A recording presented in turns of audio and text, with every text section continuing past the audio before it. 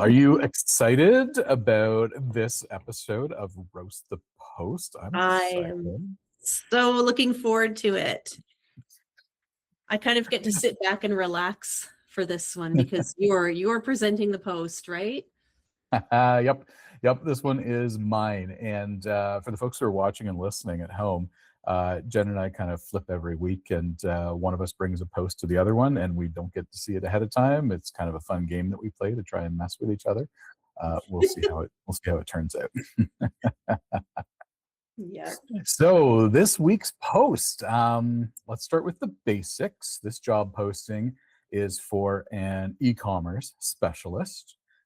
We don't know who the supervisor is or what their job title is, so the reporting structure for this, a little bit vague. It's a permanent job, full-time, and it's for a company that has a branch office in Mississauga in the GTA and near Toronto.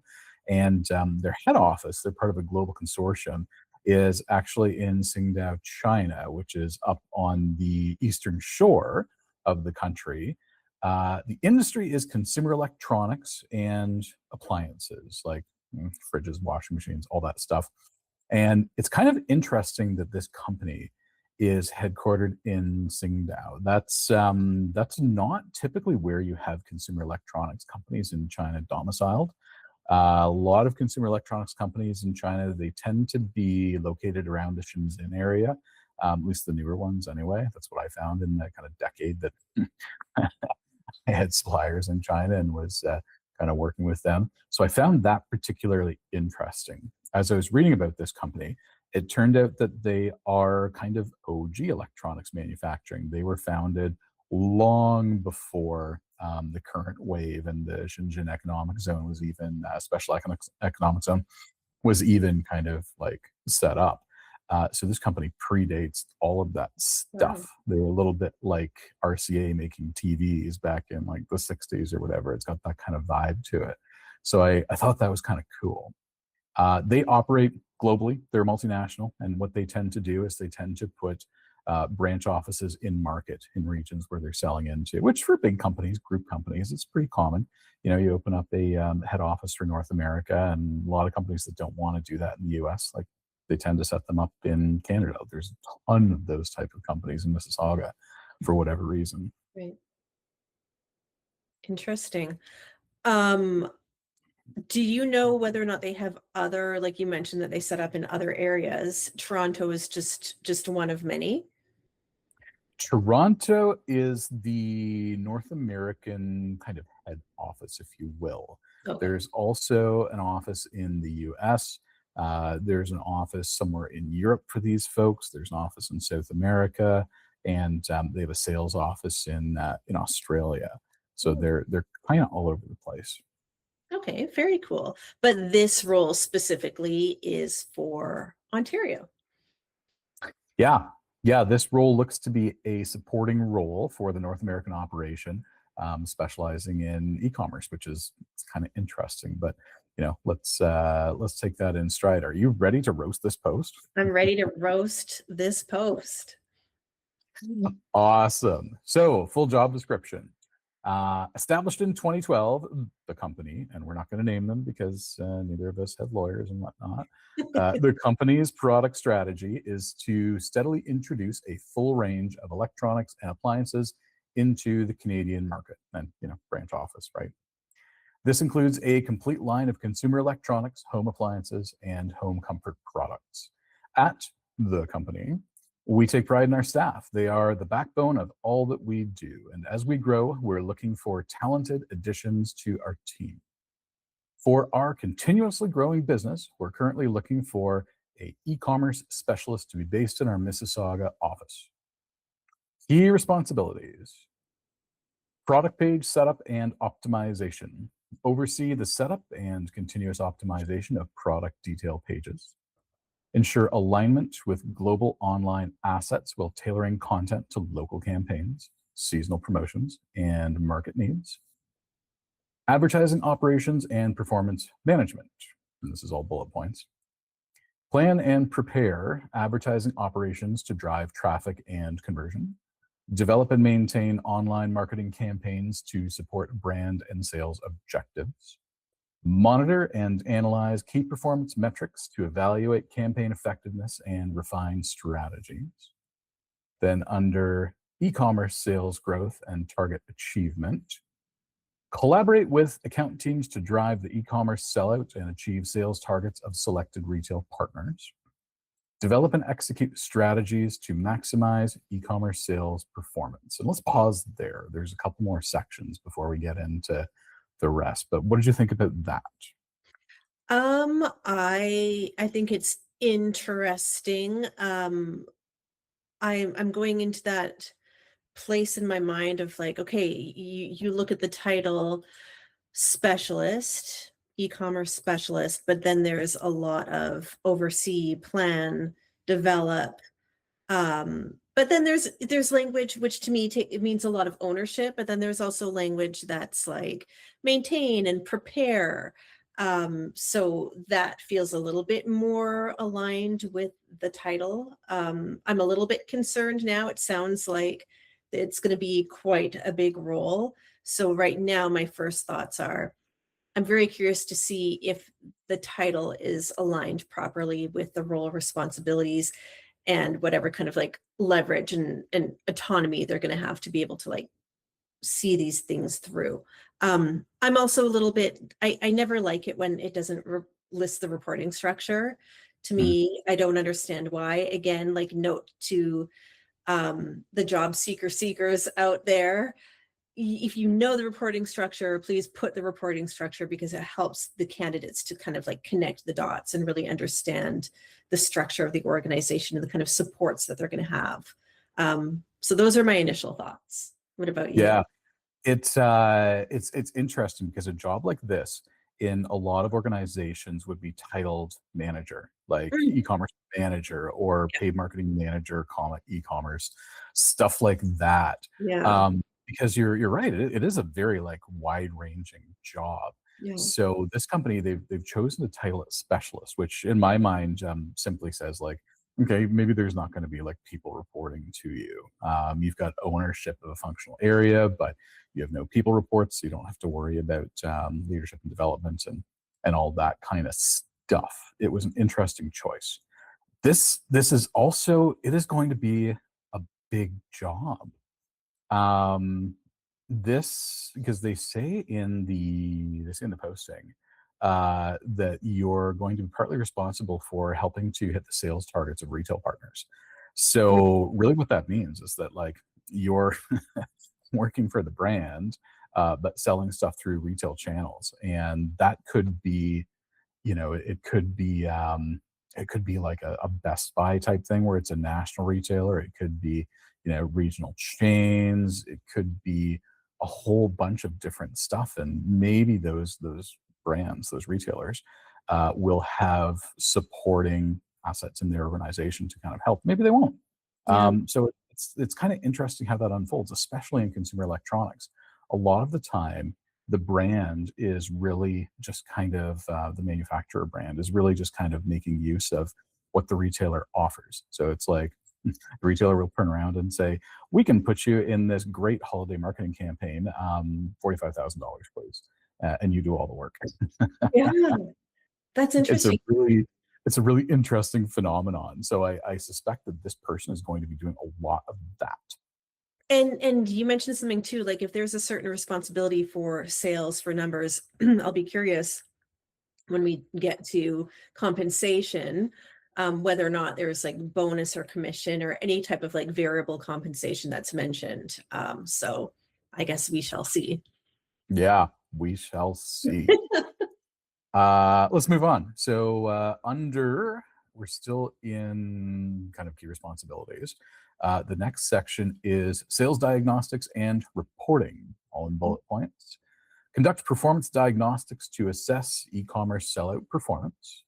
Generate actionable reports to identify gaps, highlight opportunities, and recommend data-driven improvement. Next section is budget allocation and management. Bullet points: allocate and manage budgets across e-commerce marketing initiatives, track spending efficiency to maximize return on investment, Next section is pre-sales and post-sales optimization. And then in bullet points, we've got develop initiatives to strengthen customer engagement, both before and after purchase, and implement customer review programs, competitor benchmarking, and insights-driven solutions to enhance future performance and customer satisfaction. Let's break there before we move on. That's where to me the job gets really intense. That's where I'm really curious about the reporting structure, because this person is responsible for budget allocation and management. I hope that they have the authority for that. Like, I hope that it's not just, on paper, but then in practice, they don't really get to do that. Because again, like you said, specialist versus manager type role, that's weird. I know we often tend to assign like manager roles to people who are managing teams, but there's also manager roles for people who are managing things, managing Mhm. aspects. So not just specific to people. Running reports with recommendations, diagnostics, again, like depending on where they're sitting in the organization, are they then giving that to a manager who is then presenting it to, like, what is that kind of chain of command and chain of authority? That would be really interesting to me, because I guess this is an individual contributor, this is a specialist role. Are they just, who are they handing that information off to, and what levers do they have to be like, here are my recommendations? And then does the team just run with it? Right? Like I'm really curious as to what that looks like. So yeah. Yeah, and this is where that reporting structure would be Yeah. really useful, particularly because I've seen this done a bunch of different ways. Like in smaller organizations, smaller manufacturing organizations, often it's one person who kind of is doing the analysis, reporting, allocation, prep Mhm. work, and then like pulling the trigger. So they'll get kind of predefined criteria ahead of time and be told like, go do it.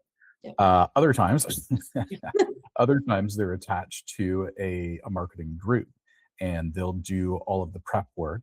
They'll bring everything in for a sync or some sort of kind of like review process where it's like, hey, this is what I think. This is what we should allocate the budget. A, B, and C. This is how I think the creative should go. D, E, and F. Just look at everybody. Yeah, okay, let's go. Yeah. Other times it's like this ridiculous vertical reporting and approvals chain, especially you find this a lot of time when there's an agency involved, Right. um, where things have to be kind of like tucked upwards and three people have to say yes before you can do anything. That's typically how it unfolds with like bigger organizations where the money involved is higher and the risk is higher if there's regulatory or compliance stuff kind of in the mix. So it's interesting here that it's a bit of a question mark on which of those is. I would guess, just based on the size of the company, that the advertising budget attached to this role that they're going to be overseeing is like seven figures. Right. Like I would guess that they're spending $1 million plus in digital advertising to support this program. And then you've got your retail placements too. So again, like, is it just the one person? This is it. We've talked about this before. Is this one person? Are they part of a team of others? Are they, and maybe it mentions it. You did mention something about like taking the global concept and like Mhm. localizing it a little bit more for the region in which they're operating. But yeah, it would be interesting to know if they're doing it on their own or if there are others involved. Did you happen to say what the employee count is? I can't remember what you said. I did not. The employee count is over 80,000 globally. Yeah. So I would assume for the North American market, because there isn't a lot of production activity that would be happening here, I would assume you're probably looking at maybe 500 people, US and Canada combined, sort of thing. Like the Yeah. majority of that headcount is going to be in production and merchandising in Asia. So like then you split the rest up around the globe. So I don't think it's like a huge organization here, but I could be wrong. It's not huge, but it's not tiny. So again, this tells me that I Mm. would be really surprised if this role has the authority to make some of to make some of the decisions that they're being tasked with. I would be really surprised. So that's interesting. That might be a point of frustration for this individual. Like you talked about, how far up the chain do things have to go before they hear anything back? How quickly can they feel like they are adding value, that their recommendations are being implemented, and that they're seeing the outcomes of those recommendations? That I would question that for sure. Yeah. Yeah. Let's move on to the next section. This is kind of where it gets a little bit interesting. Okay. Uh, qualifications: bachelor's degree in business, e-commerce, marketing, or a related field. Minimum of 3 years of experience in e-commerce sales and marketing or online marketing. Strong written, verbal communication and presentation skills. Solid understanding of advertising principles, campaign management, and best practices. Hands-on experience with product content management and online product page optimization. Proficient in Microsoft Office Suite, Outlook, Word, Excel, and PowerPoint are friends. Your favorite. Ability to prioritize tasks, manage multiple projects, and meet deadlines. And experience in the consumer electronics industry is a plus. What did you think about that? Yeah, I would, right off the bat, I would say that experience within that industry, I don't see that as a plus. I almost see it as a requirement, if I'm being honest. Like, I think that in order to be successful in this role, they're going to have to really understand that specific area. So I mean, such a small thing, but a plus, sure. I don't think that they would actually struggle to find someone who has that experience. So I would almost put it as not a plus, but like as a requirement, as a mandatory requirement. You know But what? you made a face, so I want to know what you think. So you're absolutely right. You would think that that should be a mandatory requirement, Yeah, and yeah, you would want it to be. Um, yeah, but there are very few consumer electronics brands in Canada. yeah, It's not a big industry. It's just like it's so tiny. You know, when I was working in that industry, I would run into people at networking events that worked in the same industry in just a different sector. Um, like never, yeah, yeah, like never, ever, ever, ever, ever. It was just like it was teeny, teeny, tiny. So I think that that's a constraint that they're working with. I think that they would want to say, yeah, you know, you need to have consumer electronics experience and you know be located in the GTA. yeah. But there's 20 people maybe.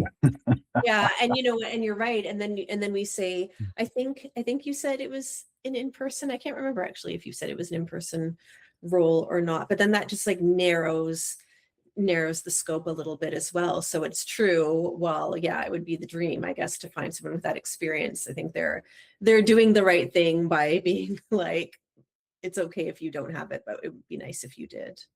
Yeah, yeah, it is an in-person role. We hadn't gotten to that part Okay. yet, but they do want them in the office 5 days a week. Right. Yeah. So yeah, like you said, it becomes much more challenging to then find someone that's very, very specific that they're looking for. So I understand that.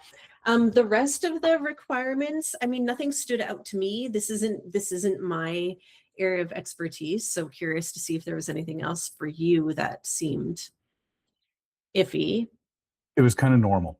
It Yeah. was kind of normal, these requirements. Like there is this person's going to be busy, Yeah. and that feels like a recurring theme whenever we go through these job posts. It's like, wow, that's a lot for one person, uh, which I Yeah. think suggests that there's some stuff going on in the labor market Yeah. that is, you know, making this kind of compression a little bit more normal.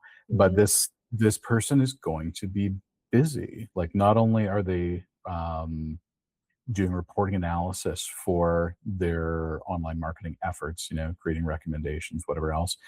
They're also doing the media buys. I would assume that they have somebody preparing creative for them, or there's an agency doing that. So, like, that's probably, you know, not quite, that's not going to overwhelm them. But then you've also got in here, um, hands-on experience with product content management and online product page optimization. And this is nitpicky. Um, Product content management in the context of managing campaigns through a retail partners kind of environment means that you're actually optimizing the content on that retailer's website for Oh, your wow. product display pages. Yeah, it's like that. And depending on how many SKUs you have going into the retailers, that can be a full-time job on its own.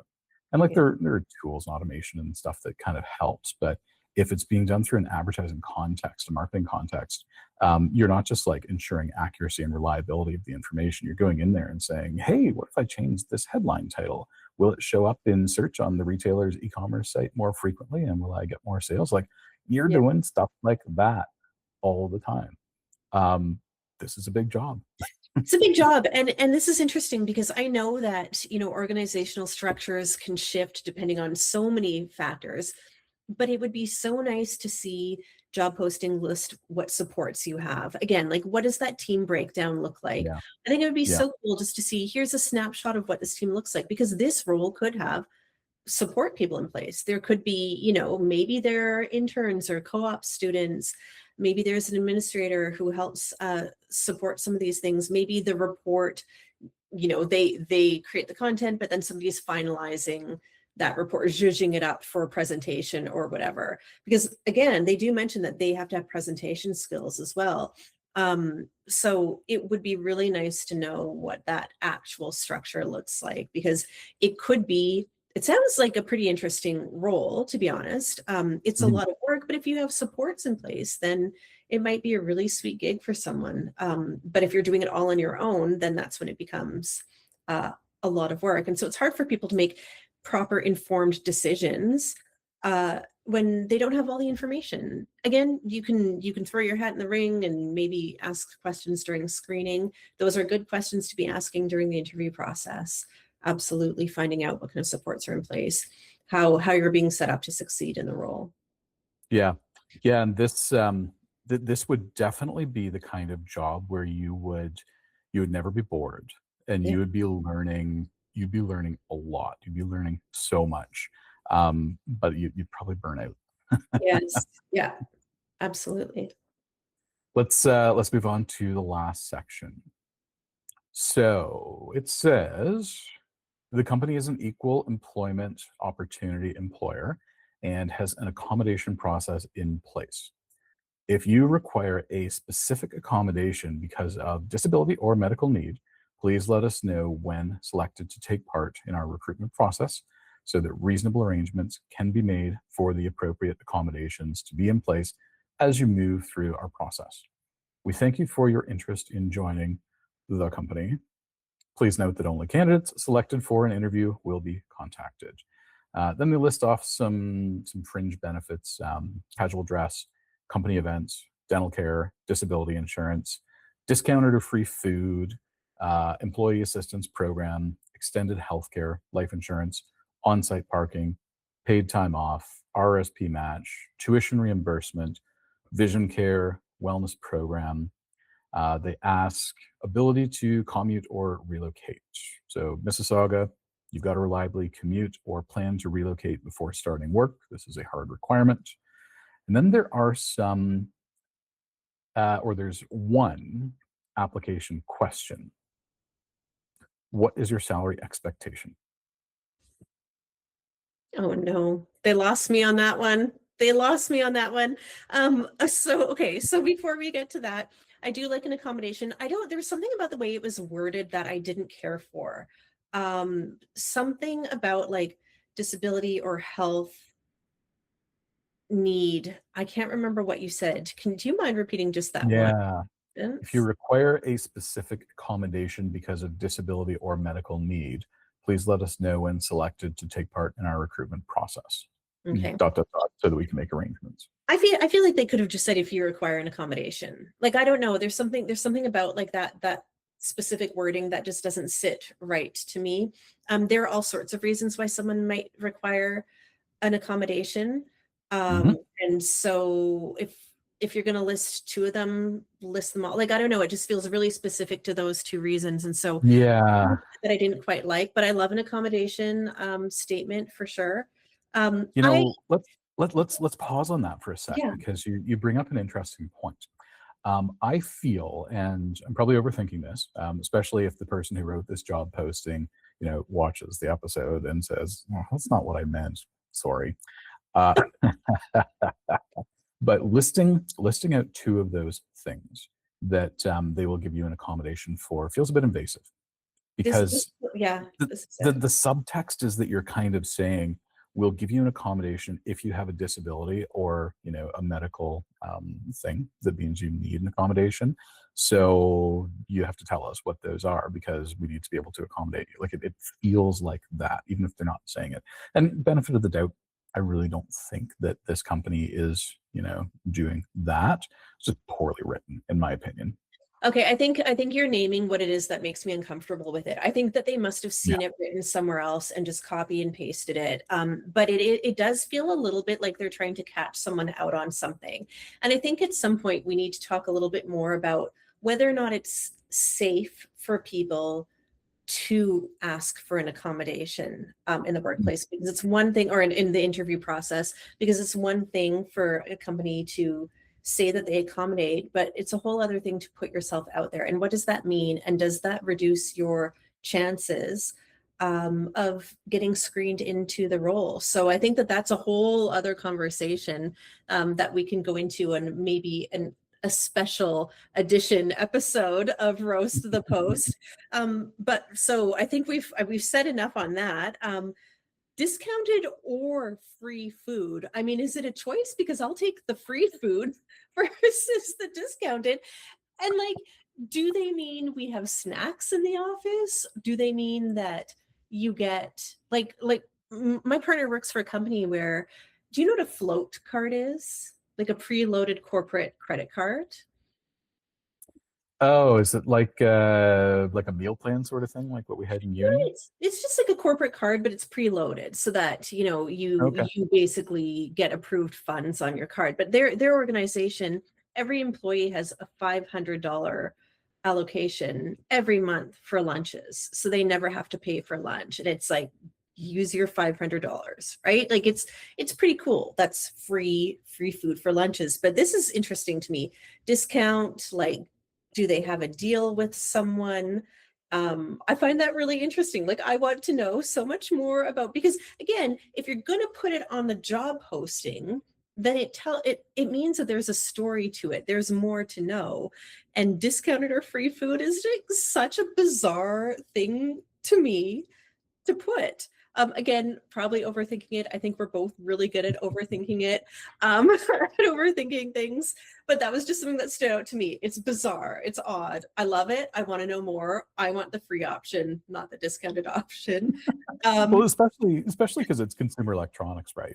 Like you, if you were working for I don't know, like Maple Leaf Foods or yeah, something, and they said discounted or free food, it'd be like, oh yeah, the food is made right there in the factory, and of course there's a cafeteria because it's shift work with 2,500 people. Yeah, they've got a calf. But a consumer electronics company, you don't really expect that's that what to I'm be saying. I to be can't a connect the thing. dots. I can't Yeah, connect the dots to that. So I'm I fascinated. I wonder if there's a cafeteria that's shared amongst all of the tenants on in the office campus that they Right. have, like maybe there's a subsidy program or something like that. But you're right, it's a little bit vague. Like it should be kind of described a little bit more, even like another 3 or 4 words being like, we subsidize your cafeteria purchases or That's whatever. it. Just give us a Fun little bit more. It, funny story. yeah. One of the suppliers that I worked with in China, they had a manufacturing facility in Guangdong, just kind of like outside of Shenzhen, north of it, and it was a little bit remote. And so they had this whole thing where, because it was kind of rural, and manufacturing shift working in China is very like, it's up and down and all over the place. It's not like there's like you're a permanent employee with a full-time salary forever. Like you typically go in and you work like stretches. Right. uh these guys, I love them so much. Like the owner, amazing guy, great. They built dormitories for the workers, which was kind of a necessity because it's like way out there. So they had these dorms, but they also had food preparation facilities, meal facilities. And over time, as they grew and got more successful and had more resources to kind of pump back into their facility, they actually started a gardening program. So there were people on site who were like gardening, and you would kind of like work in the garden if you wanted to. They'd hire people in to kind of manage the garden, if you didn't want to. And there was like fresh food, including like chicken, because they had like a flock Cool. of chickens that were just running around the yard in this factory. It was Oh, it that's was so cool cool. and amazing. And they cared a lot about the workers, even though they were just, kind of temporary, short term shift workers. Like they really put a lot into meeting their needs, which is not the story that we normally associate with manufacturing in China, right? No, So like there's I stuff love that's that. just different all over the place. I Anyway, love we that. I veered think that's we so veered to the right. well, no, it's interesting because like you're bringing up a really important point. There's a lot of food insecurity, Mm, and having a perk like free food, and if we just had a little bit more information and understood what that meant, that could make a huge difference in people's lives, a really big difference. It is, we're going through some times, and I think that organizations who can provide free lunches or whatever this free food is or discounted food, uh, that can make a huge difference in people's mhm, lives. So I think that again, if you've got it, post it, explain a little bit more. But that could be really impactful. So I again like super curious about that one.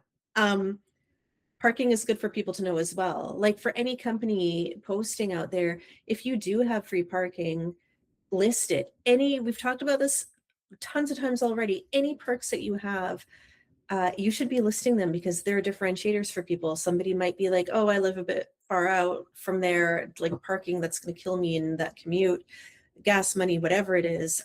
Free parking, great. List that. RSP matching, phenomenal. Love to see mhm, it. Tuition reimbursement stuck out to me as well. Love to see that. Would like a little bit more information. Wondering if that is because they distinctively say tuition reimbursement. They're not saying professional development budget or professional pro D allowance or anything like that. Those to me, there's a reason they're saying tuition reimbursement, and I want to know what that reason is. I want to know what that means because it sounds great, but tell me more. mhm. Yeah, you can kind of that tells a story to me a little bit, and that stuck out for me as well. That tells a story a little bit about how they want to bring in young people, and they want to kind of support these young people and be like, yeah, no, work through the summer for us, work here in your co-op here, work here, kind of like flex to full time after you graduate, and we'll help you out with your tuition. Yeah, Like that's a pretty serious perk because not a lot of companies will do stuff like that. To great. your point, like it's much more common to say, yeah, we'll help with professional development. We'll give you a budget or we'll reimburse up to 80% or something like that. That's more common. Like tuition reimbursement, that stands out. Yeah, I think that that's great. And I'm also curious because it's a global company, and you mentioned, Australia as well as China, Canada. I would love to know and get a snapshot, not that they should be adding this to their job posting, but just out of my own curiosity, what the different perks are in different locations, because sometimes it is really like geographically specific. It might mean more to someone in one location than it does to another. But I would love to know. Again, discounted free food, is that for all of the offices? Is that specific to this location? Because like you said, they work in a place that has a cafeteria.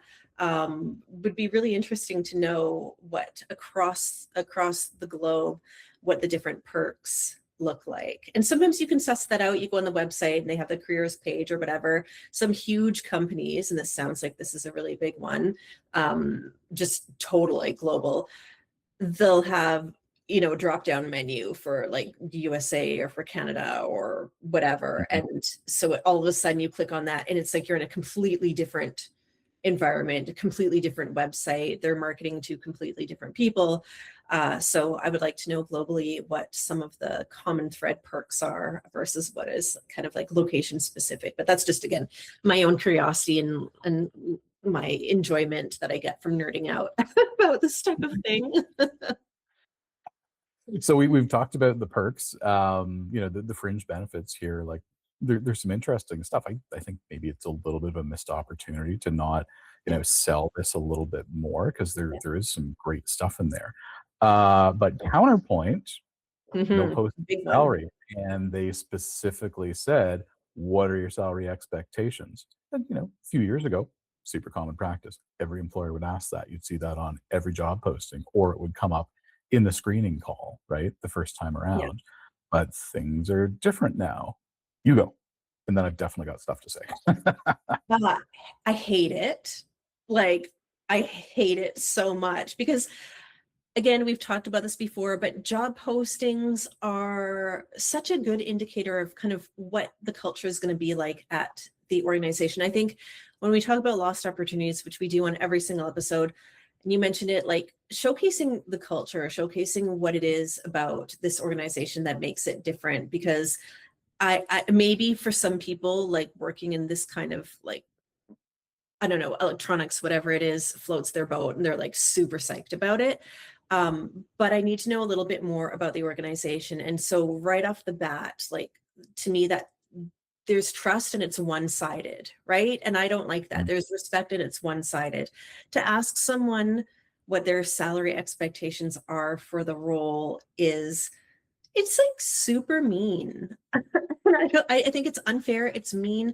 This person has what to refer to, their previous salaries, which is usually what we do, right? Like you think, how much would I like to earn in this new role? You think about what you're currently earning or have previously earned, and that's kind of what you're basing it on. I just don't think it's fair. I think that companies need to step up. They need to start being more transparent about the salaries. And again, this is an opportunity for them to price it really low. If they're going to get several applicants who maybe like fit the bill, could do the job, um, resumes are all pretty much the same. Who are they going to pick? Right? Like, are they sure an argument could be said that they're going to pick the one who priced themselves really high, but if the experience is comparable, if they have an interview process where it's really hard to kind of like see beyond those typical behavioral questions or anything and nobody's really standing out, you've got three final candidates all with the same background experience ish, they're going to go with whoever's cheapest. And I just don't like it. Yeah, so mhm. list a salary band, please. Yeah. What are Yeah, your and thoughts? from my perspective on that, I kind of agree. Like it's just Yeah. you got to put a salary range on your job posting.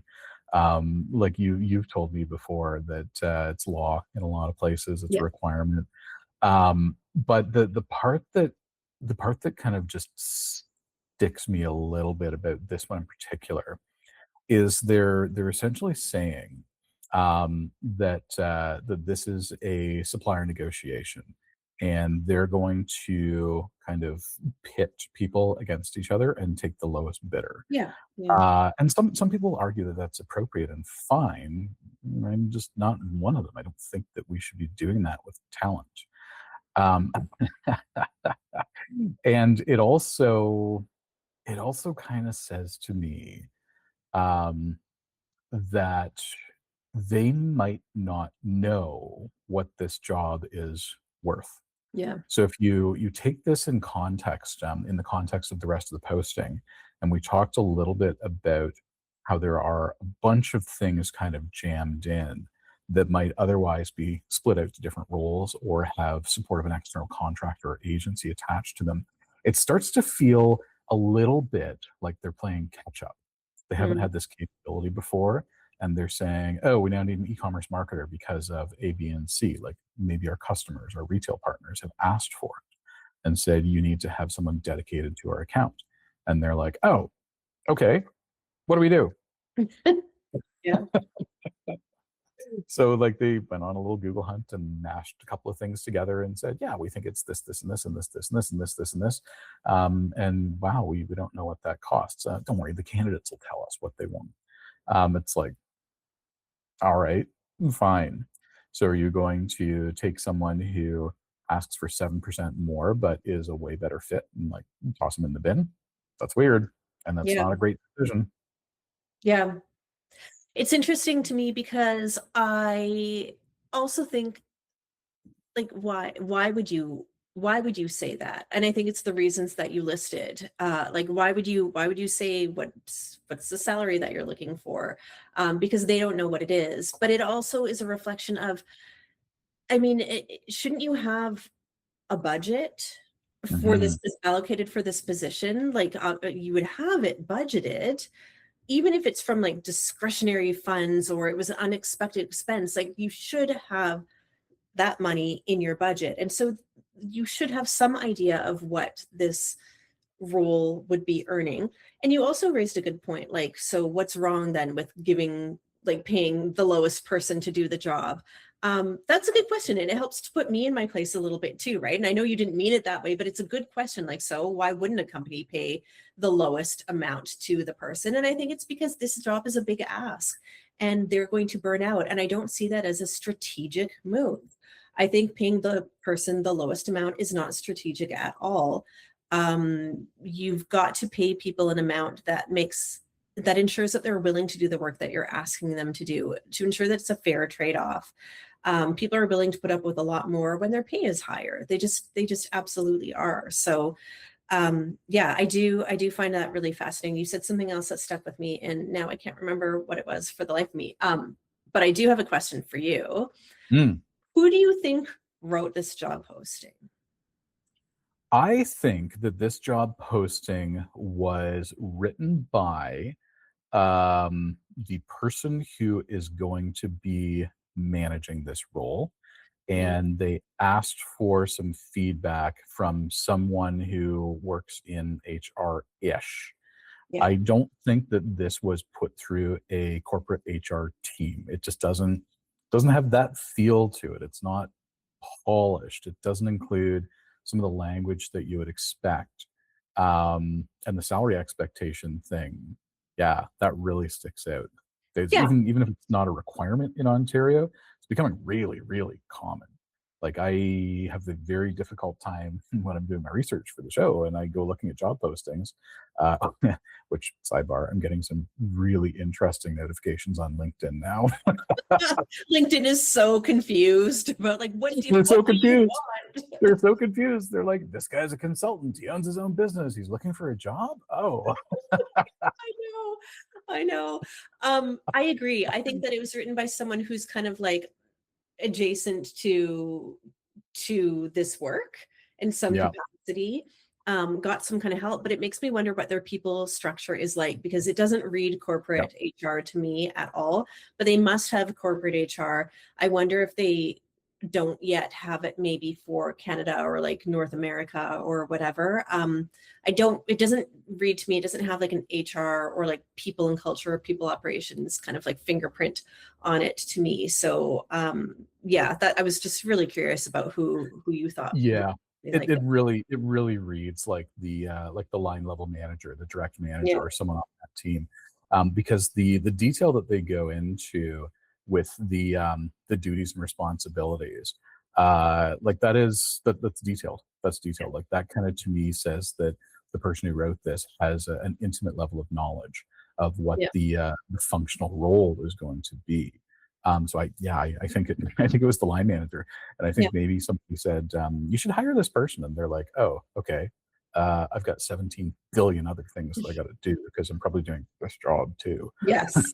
Yeah, absolutely. And again, this reads to me as a net new role. This doesn't read to me as a replacement role. Yeah, I agree. For some reason, right? Like there's something about it that makes me think that this is a brand new role to this team, to this division. So, and maybe it's because it's kind of like a catch-all. I don't know. What are your thoughts on salary? Do you have some, or I guess you want me to go first, huh? Is that how Yeah, this what do you think? What do you think this job? What do you think this job's worth?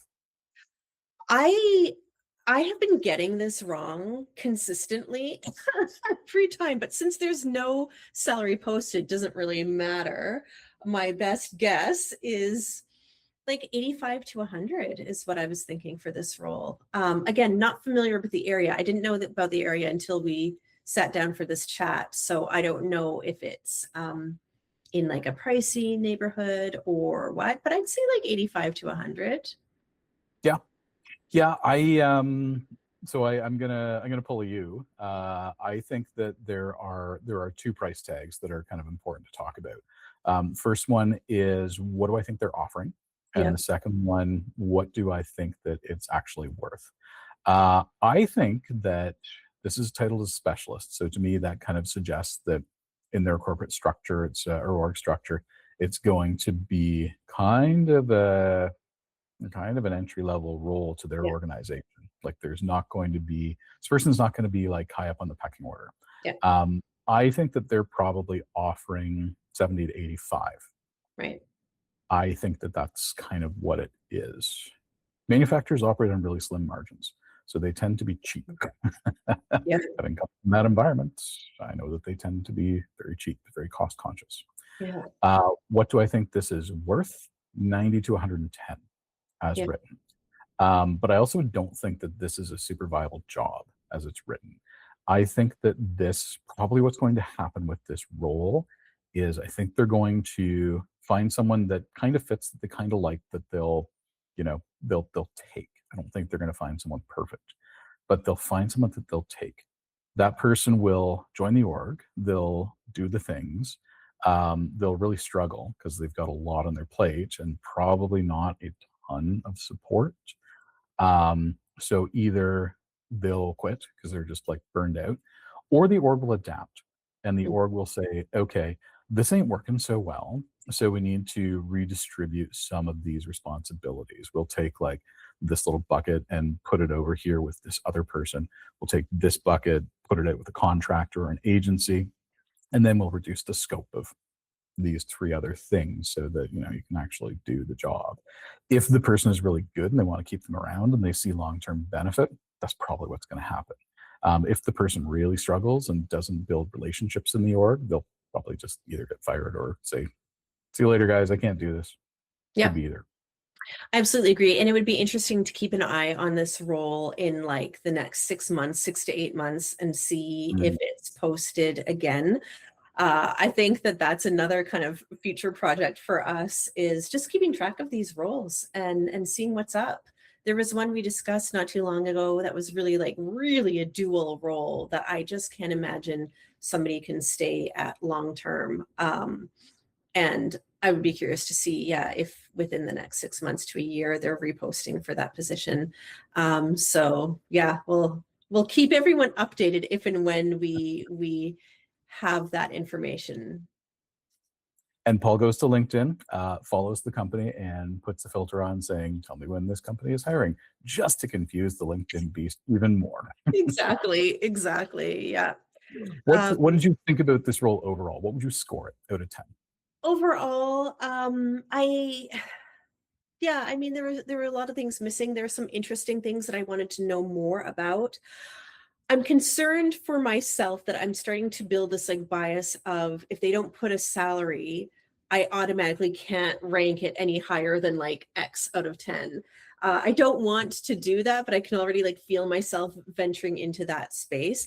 I mean, there was nothing about it to me that was exciting, unless this is really truly the kind of work that you want to do in your career and grow into. There wasn't anything too exciting.